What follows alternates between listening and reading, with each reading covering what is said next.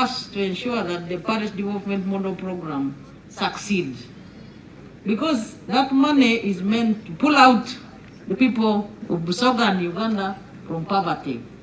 And what we are doing in the consortium here, and what the PDM program means also, is the same objective of improving the livelihoods of the people of Busoga, availing them jobs, but also most importantly, enabling them to join the money economy.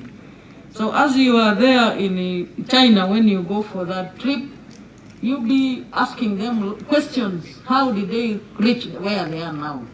Because the idea is that we also are aspiring to reach where they are now in terms of the development.